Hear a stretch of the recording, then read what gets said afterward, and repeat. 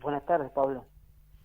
Gracias, en primer lugar, por atendernos. Entendemos que deben estar completamente desbordados por el trabajo, pero bueno, hay muchas cosas que nosotros por ahí suponemos y obviamente como no estamos en el tema salud le erramos y es necesario que obviamente ustedes nos quiten el velo de la ignorancia, ¿no? No, por favor. Bueno, si podemos aclarar, es la intención de esta comunicación y lo tomo así y lo creo también muy necesario, por favor. La primera pregunta, y tiene que ver con los números, ¿no?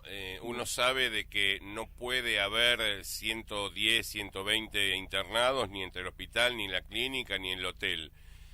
Me lleva es, ¿colapsó la salud en Villa Regina? Los internados que nosotros tenemos cumplen los criterios que por definición y el Ministerio de Salud avaló hará no más de 10 días Ujú. para que los casos de personas jóvenes asintomáticas con criterios que no tengan gravedad o que no sumen comorbilidades puedan completar la internación en sus domicilios.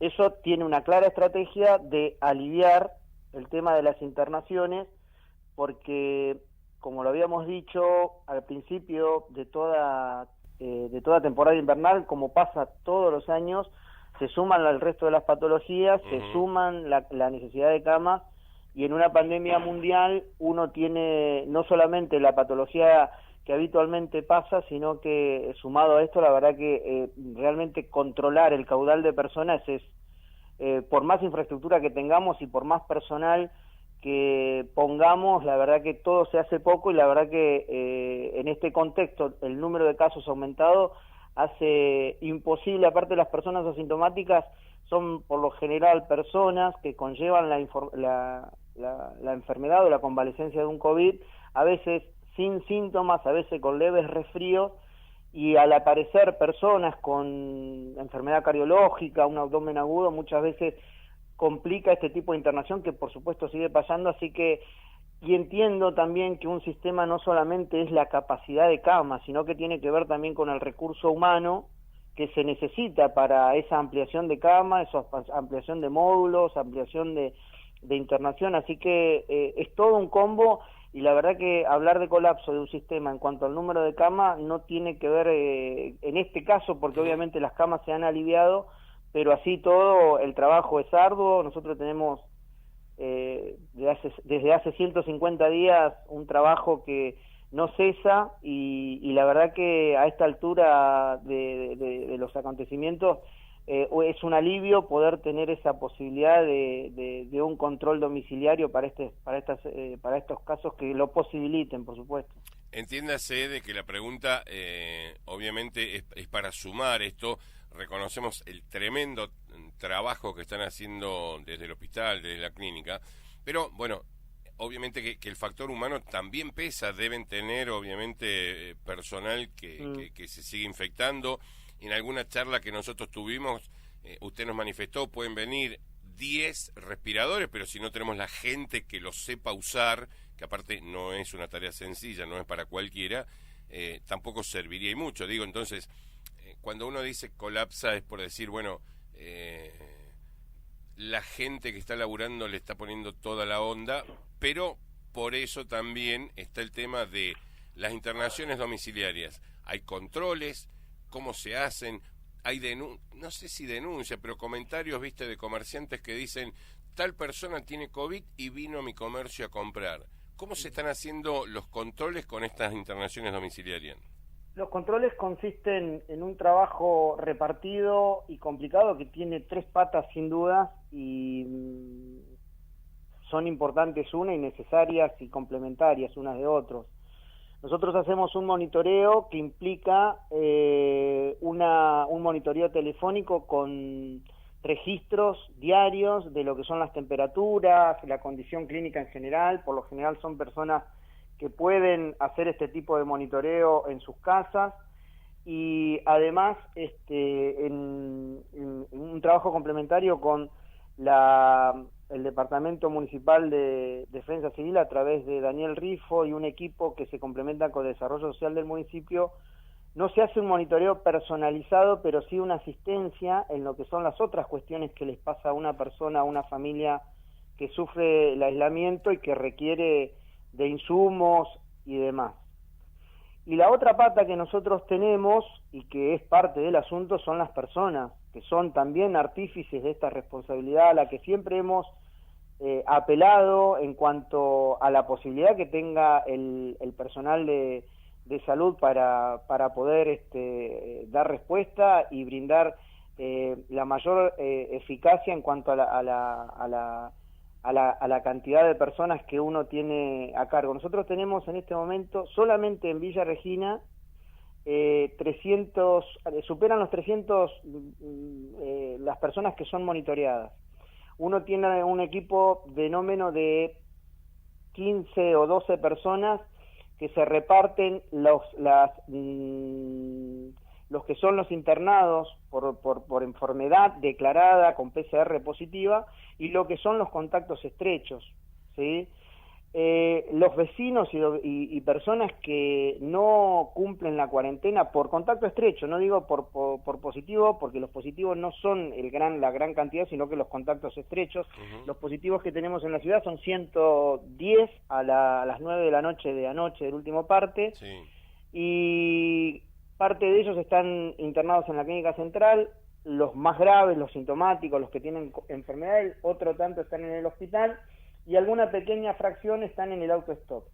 El resto están en el hospital bajo este monitoreo, y la parte que le corresponde tanto a la sociedad, a la persona que está internada, es la responsabilidad social de una cuarentena que es obligatoria, el aislamiento que es obligatorio, y además las personas tienen una facultad y una posibilidad civil que podría ser una responsabilidad también de denunciarlo, pero no al 107 ni al hospital para que el hospital vaya y vea si está en la casa. Acá hay también una pena que tiene que ver con una denuncia a la Fiscalía, que personas que vean este tipo de cosas pueden llamar al 911 o hablar con la policía y declarar la denuncia como se hace una denuncia, de que fulano de tal fue visto y está domiciliario, y de ahí llamar para que la policía, mediante la fiscalización, se tome una denuncia formal, y eso da posibilidad a que otro organismo también ayude a lo que se hace el trabajo de salud pública. Eso también tiene que ver con algunas cuestiones que al principio, cuando algunos comercios cerraron, se atribuyó a que salud pública tenía la facultad de cerrar o clausurar un local por que tenga un caso positivo. En realidad, lo que nosotros hacemos es el mapeo de la persona positiva, sus contactos estrechos, el lugar de la empresa donde se desarrolla, y si los contactos estrechos son lo suficientemente grandes o de número, ¿no? Que no le brindan operatividad, la persona tomará la decisión de cerrar, pero por una cuestión de operatividad en cuanto a los contactos estrechos que se declaran en una planilla epidemiológica. Pero no es que salud pública va a ir también a buscar o a cerrar este tipo de denuncias. Hay organismos, tanto de seguridad como municipales, bromatología, salud ambiental, que tienen que ver con esto, con revisar los protocolos de los negocios que están habilitados para trabajar, y eso sí se puede poner a consideración cuando un caso positivo se declara en un comercio o en alguna entidad oficial. Pero la verdad que es un trabajo que tiene que ser complementario, Pablo, porque está muy lejos de poder abarcar todo.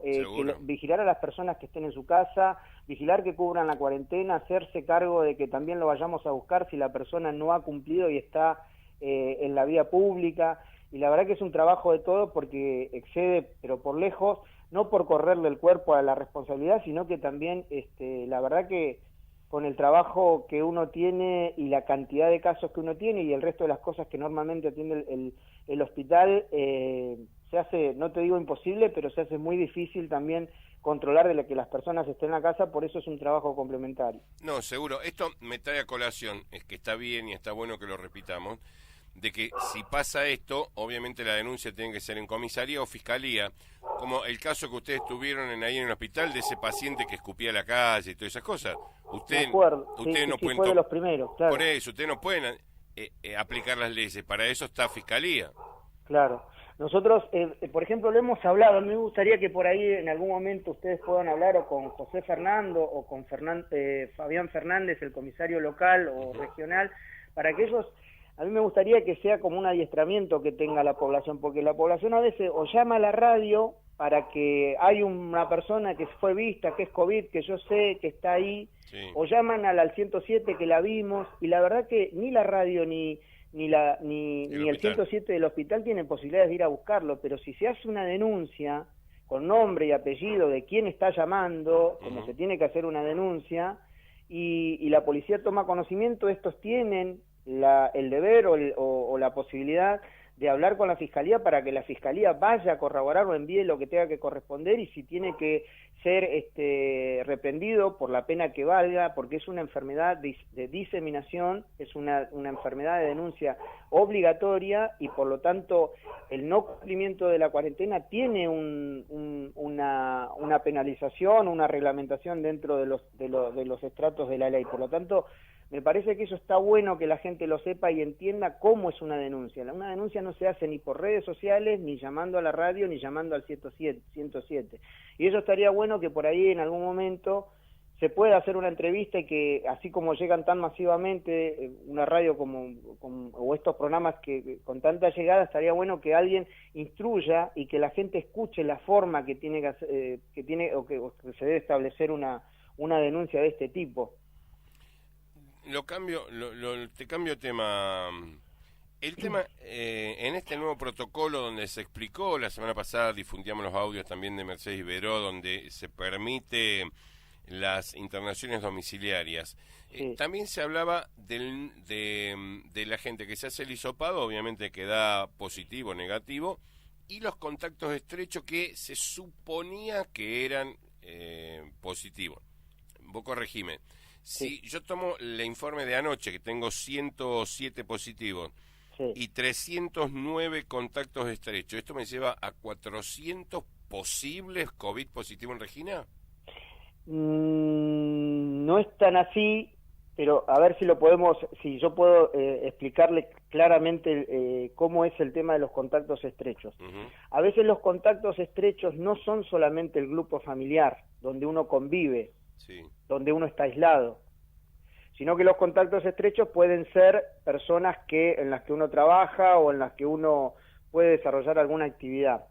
Por lo general los contactos estrechos son personas en las que uno convive, y la definición apunta específicamente abarca al grupo familiar. ¿Qué quiere decir esto? Que si una persona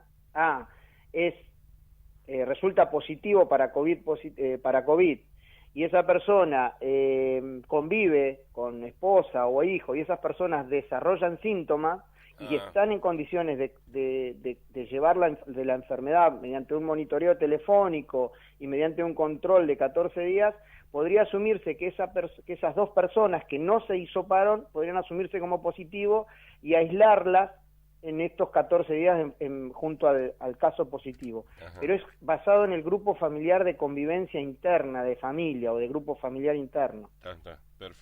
Perfecto, ahí queda más claro. Porque si no, obviamente son números que vos decís, wow, sí, hay muchos, y obviamente es cuidarse el doble. ¿Cuántos testeos se están haciendo por día ahora? ¿Aumentaron el número de testeos? Sí, aumentaron, Pablo. De eso yo quiero detenerme. Te voy a dar el número que hoy, por ejemplo, hicimos, o se hizo, porque hay un consultorio respiratorio y hay un equipo que va tomando datos, llenando la planilla. La planilla es una planilla epidemiológica oficial, que se llenan con datos filiatorios del paciente, dirección, teléfono, antecedentes de enfermedades, día de comienzo del síntoma, si tomó alguna medicación, cuál fue su contacto estrecho, si viajó. Es una planilla de 2 carillas, que algún día por ahí estaría bueno que también ustedes lo vean para que nos ayuden, porque yo necesito una ayuda y yo quería hablar y detenerme de esto, porque la verdad que es muchísimo el trabajo. Este trabajo de hisopo, hoy, por ejemplo, al día de hoy, al final de las 2 de la tarde, cuando más o menos quien recaba los hisopos y complementa estas planillas, contabilizó 42 personas hisopadas en el día de hoy. ¿Sí? Sí. Por día. Sí. Bueno. O sea que ya ahí vos viste 40 personas en el consultorio de respiratorio que tiene una extensión de 9 a 15, 30 horas. ¿Sí? Sí. ¿Qué es lo que pasa? Yo estoy en una conversación con gente que integra el el colegio médico. Me gustaría también hablar con los médicos de cabecera, porque la verdad que hay una cuestión. ¿Qué es lo que cambia hoy viniéndose a hisopar? El saber el diagnóstico, porque hay mucha gente que en realidad, si uno guarda el aislamiento, si uno está con fiebre y tiene dolor de garganta, hay cosas que se pueden hacer, y no esta cuestión automática de que uno va al médico de cabecera, si fuese a PAMI, si fuese a un consultorio privado, o si va a alguna otra institución donde haya consultorios, y parecería que la respuesta hoy para cualquier laringitis, para cualquier catarro, para cualquier resfrío o para cualquier dolor de garganta o fiebre es vaya al consultorio de respiratorio. ¿Me entendés? Sí. Y a mí me parece que, no me parece, estoy convencido de que ningún médico, por más pandemia que tengamos, se haya olvidado de tratar un catarro, de un resfrío, de una fiebre y un dolor de garganta. Se puede dar un tratamiento sintomático porque no hay tratamiento específico para el COVID, se puede dar un reposo laboral para que esa persona no esté comprometiendo a su grupo de trabajo, que no esté comprometiendo amigos y hacerla aislar con una responsabilidad también que implica de las personas, pero no es básicamente la solución el hisoparse. Esa persona muchas veces se viene y por ahí pudo haber estado a veces vienen con fiebre, pero no han tomado porque el médico simplemente le dijo vaya al consultorio de respiratorio. También a mí me gustaría que esos médicos puedan tener las planillas que hay que cumplimentar para pedir un hisopado, porque un hisopado es prácticamente una cuestión que tiene que estar asentada, por eso se dicen cuánto se hisopan, cuánto se descartan, viste, en las partes provinciales. Sí. No es una cuestión de que se hace un papelito y se le dice vaya al consultorio de respiratorio de parte del doctor, porque nos pasa que a veces la gente está haciendo la cola y viene alguien con un papelito, se ofusca porque tiene que hacer la cola, se ofusca porque cree que eso tendría que ser más ágiles, más médicos no tenemos, y la planilla no es de 1 minuto. Entonces hay cosas que se podrían hacer.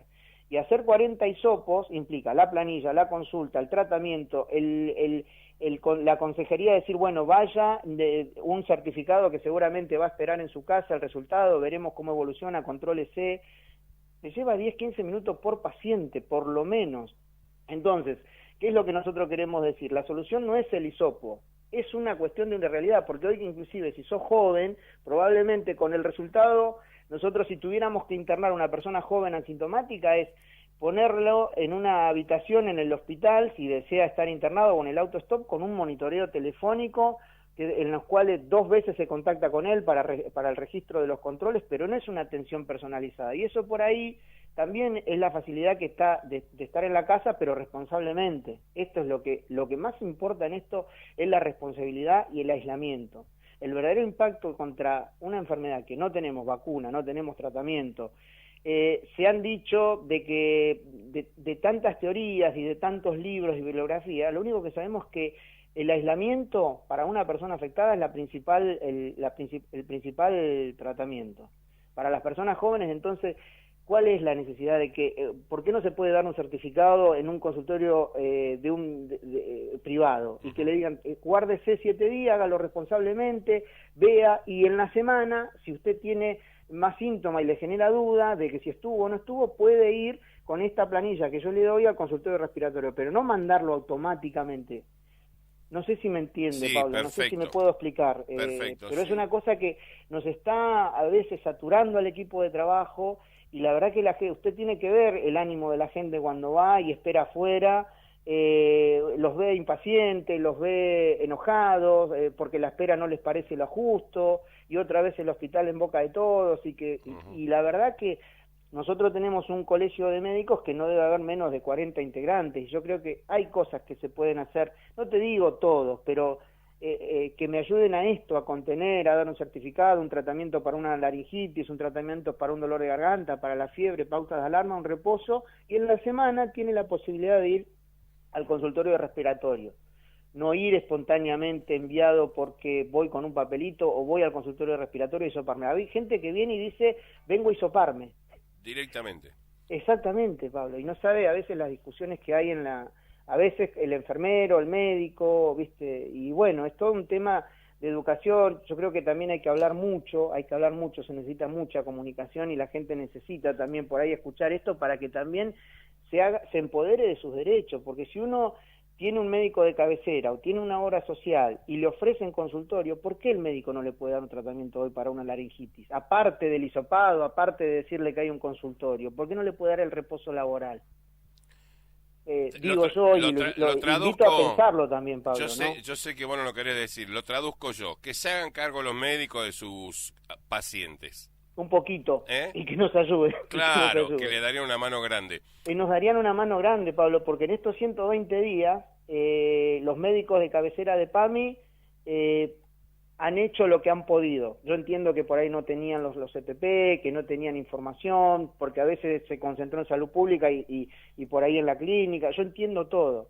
Pero hoy por hoy, a 120 días, yo creo que una obra social le tiene que dar respuesta a los abuelos, le tiene que dar respuesta a sus afiliados la obra social. Nosotros nos pasa, Pablo, que todo el mundo, por ejemplo, a una obra social, vamos a poner XX y no vamos a nombrar a ninguna, no le reconoce para la prótesis y la farmacia o lo que sea. La gente viene a la dirección y pide lo que son las insulinas, lo que a usted se le ocurra.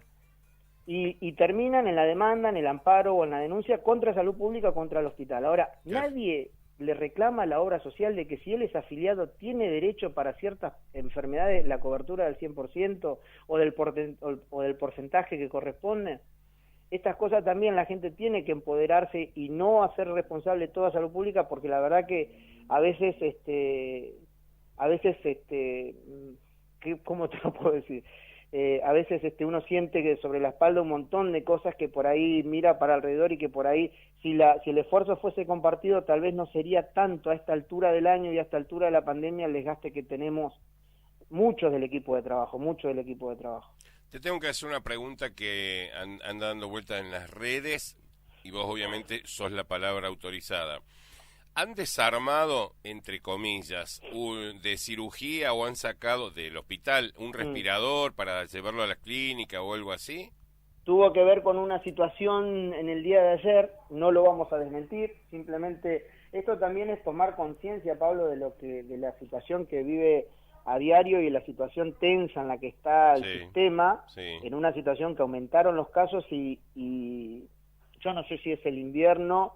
No te puedo dar un argumento científico, pero gran cantidad de las personas padecientes de COVID han evolucionado rápidamente a necesidad de oxígeno, requerimiento de oxígeno y requerimiento de terapia. No solamente las personas de 70, 80 años, personas jóvenes, y la verdad que hoy nuestra terapia tenemos los 4 respiradores, tenemos 3 personas COVID positivo en ARM, y una persona que está esperando el resultado para confirmarlo o descartarlo, pero está igual en un proceso respiratorio grave, complicado. La clínica, pueden hablar usted con el doctor Juan Calderón y le va a contar más o menos la situación, y ayer nosotros habíamos derivado un paciente para hacer tomografía, con obra social, para completar estudios y demás, durante horas de la tarde, y al poco tiempo la persona empezó con insuficiencia respiratoria, tuvo que acudirse a ocupar una cama de terapia, y bueno, el respirador que quedaba necesitaba un backup, así hablamos con los dirigentes de la clínica central, y llevamos un respirador del segundo quirófano, que nosotros tenemos 3 unidades para esta cuestión, y uno de ellos lo usamos para favorecerle el trabajo a la gente de la clínica, que nos había aceptado un paciente, y terminamos en esta situación de una descompensación que no la teníamos pensada. Hoy, a la mañana, pudimos restituir de un lado y de otro cada cosa en su lugar, pero a veces pasan estas cosas, y anoche es real la información que usted está preguntando, por eso la aclaro. Está bueno que lo aclares, porque obviamente las redes sociales, o uno empieza a asustarse, cada uno empieza a hacer su propia historia, y está bueno que ustedes realmente digan cómo son las cosas y que nos permita cortar ahí toda la fantasía que hacemos de que ya no hay respiradores y todo eso. Te agradezco esa respuesta. Otro tema también a través de las redes sociales. Dicen que ingresaron hoy 3 respiradores más al hospital, ¿puede ser? Lo que tenemos hoy, Pablo, es el aval del Ministerio de Salud, que ayer lo anunció en la conferencia de prensa que dio con la gobernadora, el ministro de Salud. Sí. Ya nosotros teníamos sondeado en el cuarto piso de internación general 2 habitaciones con bocas de oxígeno para ampliar la posibilidad de aumentar el número de respiradores, que se necesitan instalaciones especiales y demás. Hoy ya estaría la empresa viniendo a ver, lo primero, antes de los respiradores, hay que adaptar las instalaciones, el sistema de las instalaciones que son los flujos de oxígeno, los caños y demás, y después el equipamiento estaría también a disposición del hospital. Más allá de esta buena noticia, tenemos que ser conscientes, como lo dije la última vez y como bien lo recordaba usted hoy, ampliar respiradores implica un personal avisado, entrenado, y no cualquier persona está en condiciones, y eso también es una cuestión que tenemos que ver cómo nos reforzamos con personal entrenado, especialista para manejar un respirador, porque aparte por lo general la persona que entra en respirador, Pablo, no son cuestiones de semana, a veces son convalecencias largas, Sí. de mínimo 14, 15 días en adelante. Entonces necesita un personal entrenado, un trabajo intensivo y implica cuidados también de esa manera. Así que, si bien las instalaciones y todo eso está aprobado, a mí también no deja de preocuparme, y eso es lo que la conversación con el ministro, de que también veamos la parte del recurso humano, que no es un detalle menor. No, seguramente que no.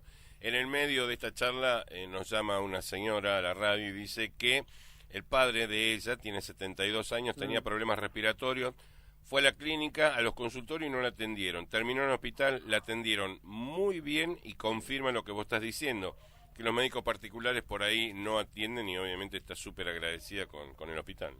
Bueno, yo me alegro por ella, ojalá que haya muchos de esos, seguramente en toda esta cantidad de gente, Pablo, habrá gente que no tenga su opinión, pero yo sigo diciendo que estamos poniendo lo mejor de nosotros para que todos tengan esa alegría y que todos puedan tener el lugar, la cama, y que nadie se quede afuera. Pero la verdad que, bueno, también esto de lo que yo decía no lo hago como denuncia, sino que también invitar para que lo pensemos entre todos, los médicos, los profesionales, el colegio médico, las obras sociales, para que nos den las que están, las prepagas estas que están en la atención predomiciliaria, estos servicios, puedo dar nombre, ¿cómo se llama? O Vital o la otra empresa que ahora es nueva, pero que también hagan su trabajo de concientización con las planillas, que no sea la primera opción enviarlo al consultorio de respiratorio. Es para invitar a pensar, no es una denuncia ni mucho menos, pero sí me gustaría que nos ayuden a pensar una estrategia para que podamos abarcar mayor cantidad de personas y que todas las personas puedan tener este buen comentario que le hace esta oyente, Pablo.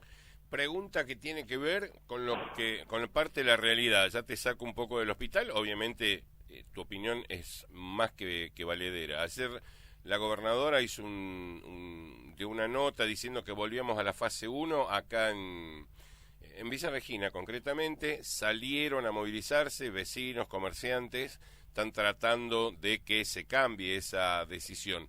¿Vos qué opinás desde salud, desde tu opinión?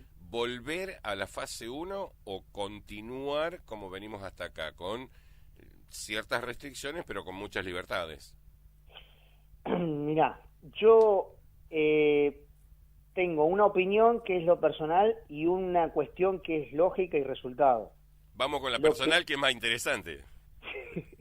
Lo personal, pienso, la impresión que me da que nosotros, viste que nosotros yo le contaba recién de que la planilla que nosotros completamos por cada caso positivo, contamos los contactos estrechos y entramos con el monitoreo de los contactos estrechos telefónicos. Sí. Al segundo o tercer llamado termina, no porque nosotros lo preguntamos como policía, pero termina saliendo a la luz de que en realidad el contacto fue porque hubo una reunión, porque hubo una de esas cosas que nunca estuvieron permitidas, sí, aún en esta flexibilización. Y mi opinión, y después vamos a esto de lógica y resultado, mi opinión es que muy probablemente, no muy probablemente, estoy seguro que es así, de que la gran cantidad de contagios y la gran cantidad de números que tenemos tienen que ver con las reuniones sociales y no tanto con los protocolos de gente que trabaja, de gente comerciante y demás. Esa es mi opinión. Sí, sí, sí, ¿Qué sí. quiere decir con esto? Uno, para que la enfermedad y el virus circule se necesita gente en la calle, ¿sí? Sí. Pero si uno ya a esta altura tiene el tapaboca como parte de la indumentaria, tiene la distancia social, tiene el lavado de manos, la ventilación de ambiente, el cuidado, el no tomar mate, el no beber de la misma botella y el evitar las reuniones, me parece que hay gran parte del asunto, pero el tema es que las reuniones nunca han cesado. No, es real. Se hacen, lo saben, se publican en redes, uno escucha y te lo dicen los pacientes, porque lo primero que uno dice, no, impecable, nosotros la verdad que estamos haciendo el protocolo de una manera puntual, estricta, y por ahí en la segunda, ya cuando uno va tomando confianza en esta relación y en el vínculo que se va formando, termina diciendo que sí, que tal lo visitó, que tal hubo un cumpleaños, que tal hubo una reunión, que sí, que asistió, bueno, lo que pasó en Huergo, en ese galpón, son esas las cosas que nos han complicado. Yo, en esa cuestión, mi opinión es que no tiene que ver con los protocolos de comercios o de gente que intenta trabajar y que tiene responsabilidades que asumir, porque creo que lo hacen muy seriamente para cuidar esto que se ha logrado.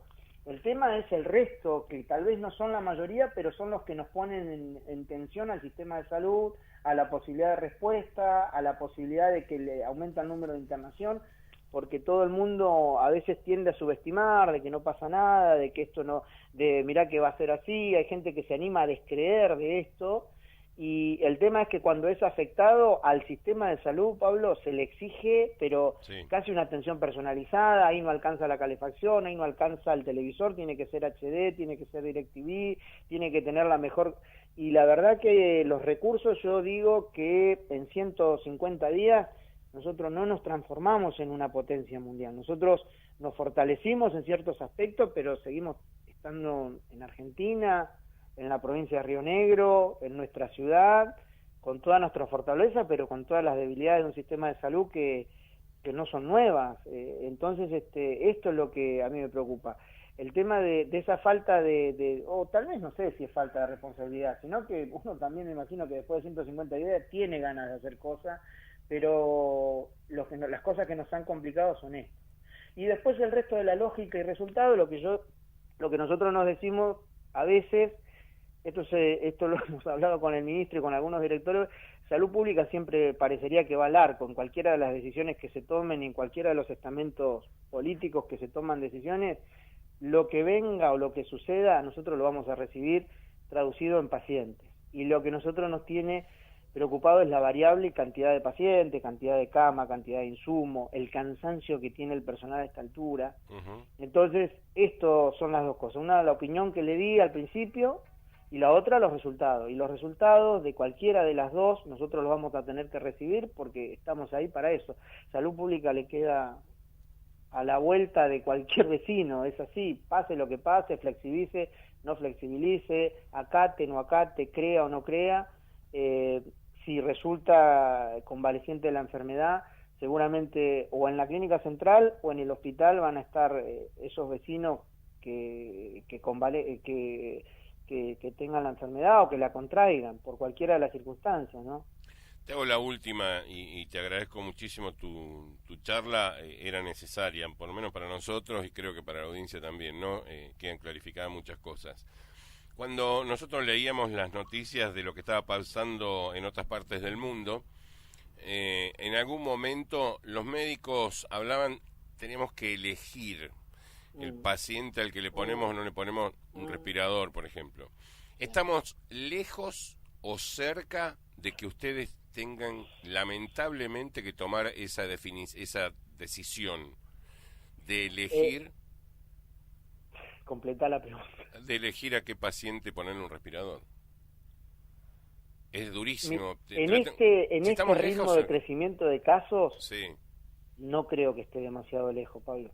Le digo porque nos está costando las derivaciones simples, ¿sí? Nos está costando tener la cantidad de camas con oxígeno, y yo le decía al principio esto de que los pacientes evolucionan muy rápidamente a necesidad de oxígeno y muy rápidamente a la necesidad de terapia. Es algo que nos ha sucedido en los últimos 10 días. De hecho, nosotros tenemos hoy 7 pacientes de Regina internados en terapia, repartidos entre la clínica central, 4 en nuestro hospital, 2 en el hospital de General Roca, 1 en la clínica Roca.